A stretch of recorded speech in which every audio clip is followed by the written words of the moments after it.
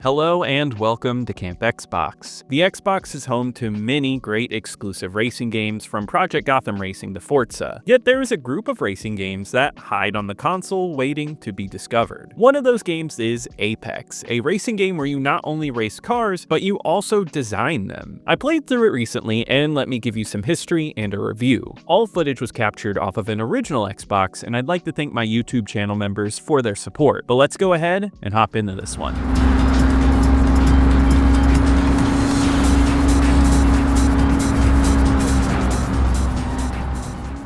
The story of Apex starts with its developer. In 1994, an Italian company named Graffiti opened its doors, developing Super Loops and the racing game Screamer. This title would be reviewed positively and would gain sequels when the company transitioned over to its new and current name Milestone. They then worked on motorcycle racing games with EA into the 2000s with the Superbike series. It seemed like Milestone's niche was racing games, and this would continue into their next title. It was around then that they reached a deal with Atari and planned on developing a new game called Apex, or as it's known in Europe, Racing Evoluzione, a racing game where you get to develop the concept for new cars. Though this is more for the lasting impact section, they would get upset that Atari did not properly promote this game, and let me tell you, I always do research for these sections with magazines and online articles to get development info. And well, Atari was in a tough financial place at this time, and they did not promote this one very hard, and it's noticeable. There's some light pieces talking about it coming out on IGN or GameSpot, but it was barely anything at all, and it got a very quiet release. Racing Evoluzione would come out in France on February 7th, 2003, and then it would come out as Apex in North America on February 18th, 2003, and it was released in PAL regions under its Evoluzione name soon after that. I have played this one a bit before, and I remember liking it, though this time I really wanted to sink my teeth deep into it, and let me tell you how that went, starting with the plot.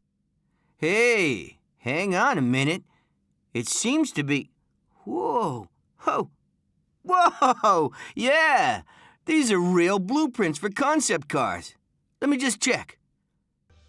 Yeah! The plot is extremely light here, especially to the point where I could have grouped it in with the gameplay. Yet story is notable in a racing game, and this does bring something fresh to the racing game genre, so I feel like it's important to highlight it here. So there is a side racing mode with no interconnected plot, but dream mode is where you'll end up spending most of your time. It's here where you develop your first concept car, running it out of a garage. You and your buddy work on it together, and you get fully voiced cutscenes. Your goal is to run races in your concept car to get sales and research and development points in order to fund new concept cars. As you move on, your garage gets larger and larger, and more characters are added to your team. I won't say the characters are deep by any means, but they are a fun bunch with a secretary, a saleswoman, a scientist, and a car developer. All of them will talk to you after the races, commenting on your wins and losses, and it brings together a rags to riches story. It's light and there are no large moments, but what's here is well done. I think everyone has enough of a personality, so they end up being recognizable. You get a sense of community between races, and that's something you don't see a lot of. There are no story beats other than just going from developing a new car into another one, but the light connection between everything and progression helps make this more than just a racing game, and I appreciate that.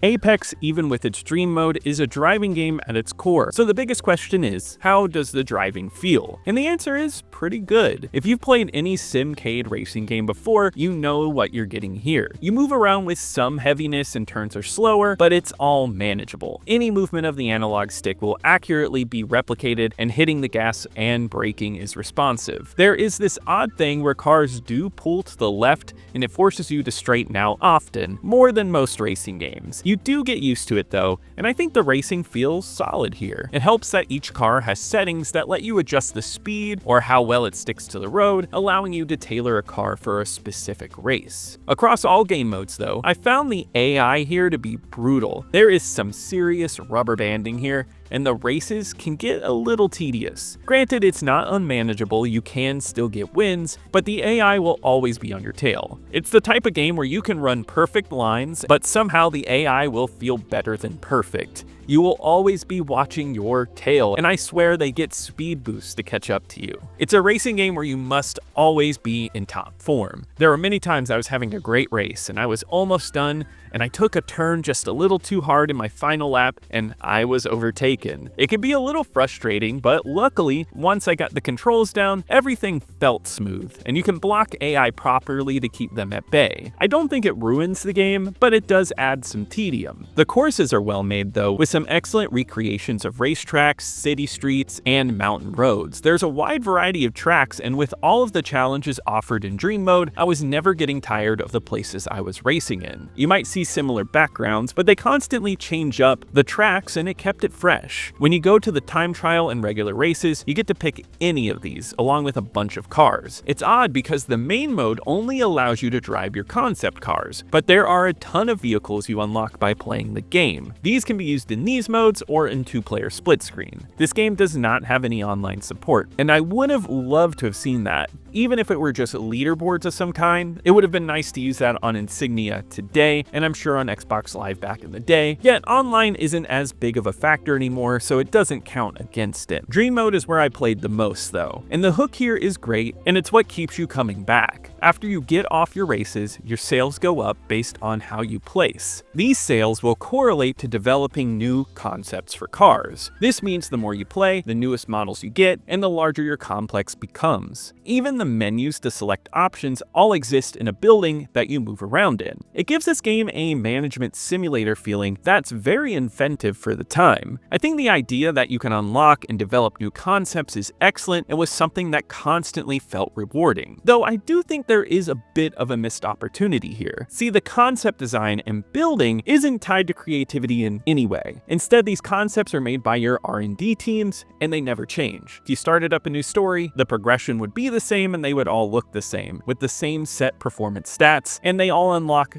through story. The only real thing you can change is a small set of stats and color. I feel like there needed to be a little more creativity here, with you getting some input into the design of the vehicle. It's cool to unlock these weird cars, but part of the fun of owning your own car manufacturer would be designing it. I think it's still a fun idea and hook, but could have been better. Though it's not a disappointment and never turned me off this game, I still needed to keep completing races to see what car was next. As I secured better placements, I progressed through development faster, and it was enjoyable. Even if the racing is more challenging, that often makes those wins even more satisfying, and I would be lying to say I didn't have a good time. Apex initially appears to be a straightforward racing game with challenging AI, a common feature on the Xbox, but it has a clever hook that keeps the gameplay engaging.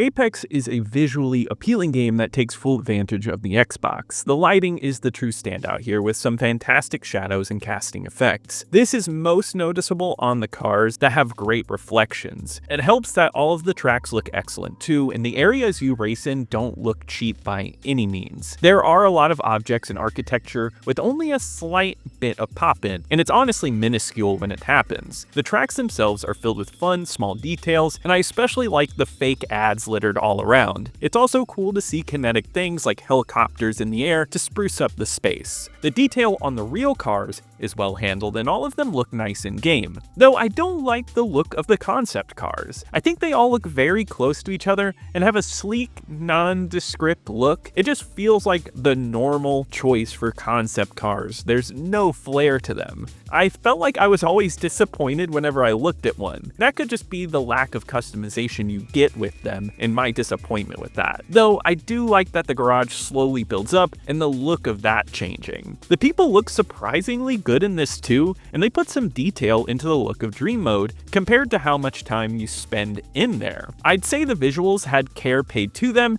even if I didn't like the concept cars. First place in the championship. Now how about a first place in my heart? The music in this game is a bit weak overall. The Dream Mode music is nice, but on the courses, it's a bit bland. It moves between bland, royalty-free sounding rock and basic electronic music, which never pops out. It's not annoying, but it's just nothing special. Though this is not an issue and is wiped clean because this game supports custom soundtracks. So you can listen to whatever songs you have burned to the original Xbox hard drive while you race. This is the best way to play and is one of the best features on the Xbox. Though I'd recommend bumping the sound effects down a bit because the vehicles will always be revving behind you. There's no time where you aren't at least hearing 2 or 3 cars revving up at the same time. It's fine, but it's constant. It sounds pretty stock, and it's the same for the general tire screeching and sound effects and whatnot, though one sound effect stood out to me as bad, and that's the crash sound effect. There's no variety and it's just one noise, and since the AI will always be on you, you will hear them hit you constantly. I would have liked at least a few more crash sounds to beef it up, because hearing it continuously was annoying. The sound overall is a bit weak, but at least you can listen to your own music. Apex is among a sea of racing games on the console, featuring some incredible entries in the genre, so it needed to stick out, and I think it does. The driving itself is well done, and though the AI can be annoying, it still manages to be a good time through track design. What really makes it stand out though is the progression system, where you build up a manufacturer and get to know the people you work with. It's surprisingly endearing and makes this one a great game to come back to. Though there are flaws like the AI and the audio, Apex still manages to be a fun racer and one I'd recommend. On my ranking list of every original Xbox game I've reviewed on the channel, out of the 116 games I've covered on the channel, this one enters in at number 61. I do think this game has more replayability than The Hobbit, but Raises Hell just has a lot more originality than this one and feels like a more unique game.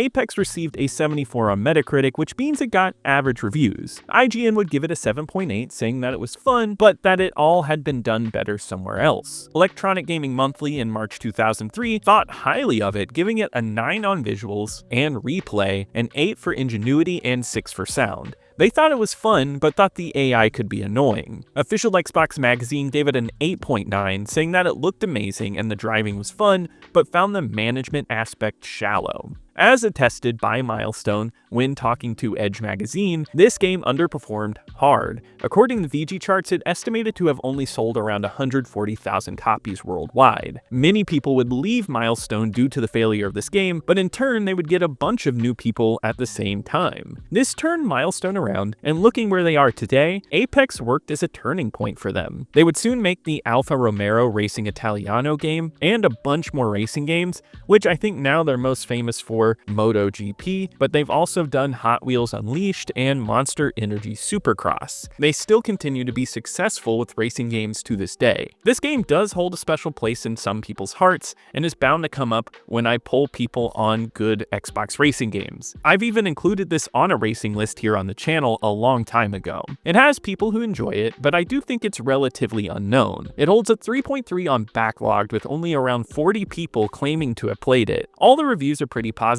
on it though, and hopefully after this video, Apex can find a few more fans, and it is backwards compatible on the Xbox 360 if you want to play it there as well. But that wraps it up for today. If you enjoyed this review, please leave a like, it really helps me on the algorithm. Subscribe to keep up with more retro Xbox content, and be sure to check out my second channel, Camp Extras, for more non-Xbox gaming content. And I want to give a huge shout out to my YouTube channel members. Thank you so much for your support, you really help out the channel, and I'll see you here next time at Camp Xbox.